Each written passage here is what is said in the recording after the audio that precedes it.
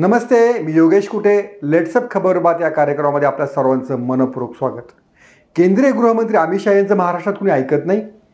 भाजप चालवणाऱ्या अमित शहा यांचा शब्द महाराष्ट्रात डावलला गेला. महायुतीमध्ये खरोखरीच काहीतरी बिनसलं आहे. या साऱ्या प्रश्नांची उत्तर आपल्याला शोधायची आहेत आणि याला निमित्त घडलं आहे नाशिकचा लोकसभा मतदारसंघ. नाशिक लोकसभा मतदारसंघामध्ये कोणाला उमेदवारी द्यायची यावरनं महायुतीमध्ये बरंच घमासान झालं. त्यातही शिवसेनेचे खासदार हेमंत गोडसे यांनी तर मुख्यमंत्री एकनाथ शिंदे यांच्या पाठीमागे इतका हट्ट आणि आग्रह धरला की त्यांनी थेट वर्षा बंगल्यावर जाऊन निदर्शने केली. पहिल्यांदाच असं घडत होतं की वर्षा बंगल्यावरती मुख्यमंत्र्यांच्या निवासस्थानी उमेदवारीसाठी तिकीट वाटपासाठी असं शक्तीप्रदर्शन होत आहे. लोक घोषणा देत आहेत, आक्रमक झालेले आहेत आणि हेमंत गोडसे हे देखील मुख्यमंत्र्यांसमोर आक्रमकपणे आपली बाजू मांडत आहेत. वरच्या हे निवासस्थानी असं कोणीही जाऊन थेट शक्ती प्रदर्शन करण्याचं धाडस करू शकत नाहीत. मात्र गोडसे यांनी ते दाखवलं आणि तेव्हापासूनच असं वाटत होतं की मुख्यमंत्री एकनाथ शिंदे हे काहीतरी दबावामध्ये असावेत. नाशिकची जागा कोणाला सोडायची, रत्नागिरीच्या जागेचं काय करायचं, राष्ट्रवादीला किती जागांवरती रोखायचं आणि भाजपला आपल्या हातातील जागा किती द्यायच्या, असा सारा बराच पेच मला वाटतं मुख्यमंत्री एकनाथ शिंदे यांच्यासमोर होता. आणि त्यांनी मात्र रत्नागिरीच्या जागेवरती तडजोड केली.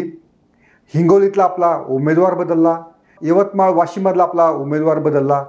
मात्र हेमंत गोडसे यांचा बळी त्यांना जाऊ द्यायचा नव्हता.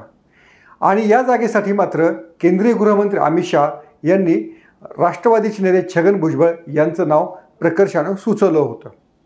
ही जागा साताऱ्याच्या बदल्यामध्ये नाशिकची जागा ही राष्ट्रवादीला द्यावी असं देखील भाजप आणि राष्ट्रवादीचं अंतर्गत ठरलेलं होतं.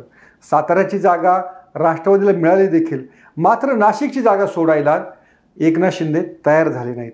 आणि भले अमित शहा यांनी जरी सांगितलं असलं तरी मी ती जागा राष्ट्रवादीला सोडणार नाही अशीच एकंदर भूमिका एकनाथ शिंदे यांनी घेतलेली दिसून येते. आणि त्यामुळंच काल छगन भुजबळ यांनी नाशिकच्या जागेसाठीचा आपला आग्रह आपण मागे घेत असल्याचं स्पष्टपणे जाहीर करून टाकलं. पण हे सांगताना त्यांच्या मनामध्ये कुठेतरी वेदना होती आणि ती वेदना अशी होती की अमित शहा यांच्याबरोबर अजित पवार, देवेंद्र फडणवीस, एकनाथ शिंदे आणि त्या सर्वांचं एकमत असं झालं की ही जागा छगन भुजबळ यांनीच लढायला हवी. छगन भुजबळ यांनी हे चंद्रशेखर बावनकुळे यांच्याशी बोलून देखील त्याची खात्री करून घेतली. अहो, नाशिकची जागा तुम्ही मला सोडताय ना. त्यांना देखील तेव्हा होकारच मिळाला आणि छगन भुजबळ हेच नाशिकची जागा लढणार असल्याचं त्यांना खात्रीपूर्वक सांगण्यात आलं. देवेंद्र फडणवीस यांच्याशी देखील ते स्वतंत्रपणे बोलले आणि त्यांनी देखील तेच उत्तर दिलं. तरीही निर्णय काही होत नव्हता. शिवसेनेचे उमेदवार जाहीर करून 15-20 दिवस झाले, मात्र सशक्त अशा समजल्या जाणाऱ्या महायुतीमध्ये नाशिकचं घोंगडं त्यातनं काही मार्ग निघत नव्हता. आणि त्यातनंच छगन भुजबळ यांनी आता मला नाशिकची उमेदवारी नको अशा प्रकारचा निर्णय एकदाचा घेऊन टाकला. मात्र हे सांगताना त्यांच्या मनामध्ये कुठेतरी खतखत होती, कुठेतरी वेदना होती की अमित शहांनी सांगून देखील एकनाथ शिंदे यांनी ते ऐकलेलं नाही. मला वाटतं हा जर मेसेज जर खरंच असेल, छगन भुजबळ यांचा जर हे जे म्हणणं आहे हे फारच गंभीर मला वाटतं घेतलं जाईल. कारण अमित शहा यांचा शब्द डावलण्याची हिंमत भारतातील कोणत्याही महायुतीमधल्या राजकीय नेत्यांमध्ये नाही. अमित शहा यांनीच मुख्यमंत्रीपदी एकनाथ शिंदे यांना बसवलेलं होतं. त्यासाठी देवेंद्र फडणवीस यांना देखील त्यांनी बाजूला सारण्यास मागे पुढे पाहिलं नाही. मला वाटतं नाशिकसाठी अमित शहा यांनी जर सांगून एकनाथ शिंदे यांनी ऐकलं नसेल तर त्यांच्यासाठी आगामी काळात तो नक्कीच मोठा धोका असू शकेल. कारण अमित शहा हे कोणताही निर्णय घेताना सांगोपांग विचार करून निर्णय घेतात आणि एकदा निर्णय जर घेतला तर त्याची अंमलबजावणी कठोरपणे करतात. मात्र त्या निर्णयाची अवहेलना झाली किंवा तो जर पाळला गेला नाही, मात्र हेच अमित शहा धडा शिकवल्याशिवाय राहत नाही. मला वाटतं छगन भुजबळ यांना हेच सांगायचं होतं की अमित शहा यांच्या शब्दाची पायमल्ली झालेली आहे. त्यांचा जो आश्वासन होतं ते पाळलं गेलेलं नाही आहे. आणि एकनाथ शिंदे यांच्यावर नक्की काय दबाव होता की त्यांनी अमित शहांचा देखील शब्द टाळण्याकडे कल दाखवला. मला वाटतं 2-3 गोष्टी त्याच्यामध्ये होत्या.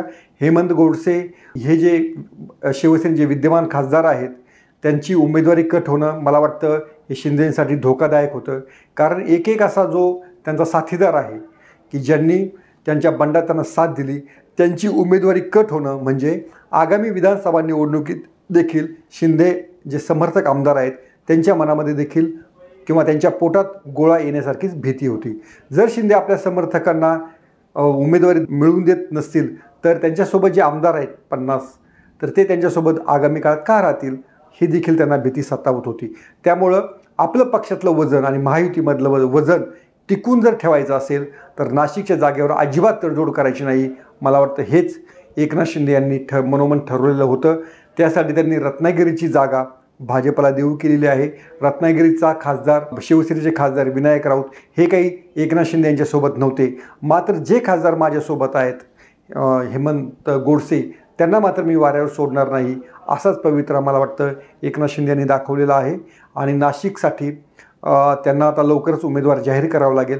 मात्र मी अमित शहांचं देखील वेळ पडली तर ऐकणार नाही असा मेसेज एकनाथ शिंदे यांनी दिलेला आहे.